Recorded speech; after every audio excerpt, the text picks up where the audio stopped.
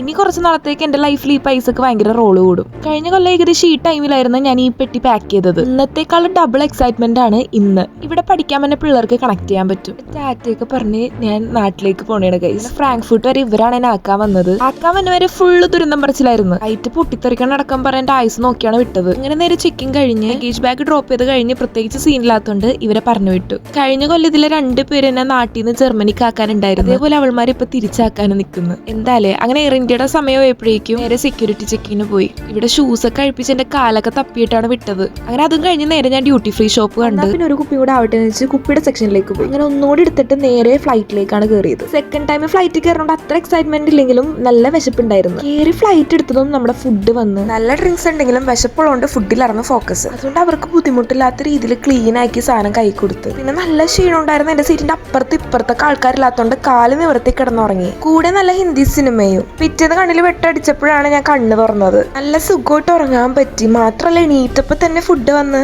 എഴുന്നേക്കുമ്പോ തന്നെ ഫുഡ് കാണുമ്പോൾ കിട്ടുന്ന സന്തോഷമാണ് എനിക്ക് ഏറ്റവും വലുത്. ആ വീട്ടിൽ പോണതിന്റെ മെയിൻ കാരണം ഇതാണ്. കാരണം എണീക്കുമ്പോ തന്നെ വീട്ടിൽ ഫുഡ് ഉണ്ടാവും. അങ്ങനെ മുംബൈയിലാണ് ഇറങ്ങിയത്. അവിടെ നിന്ന് അങ്ങോട്ട് വേറൊരു എക്സ്പീരിയൻസ് ആയിരുന്നു. അപ്പൊ ഇത്രയുള്ളൂ. ബൈ.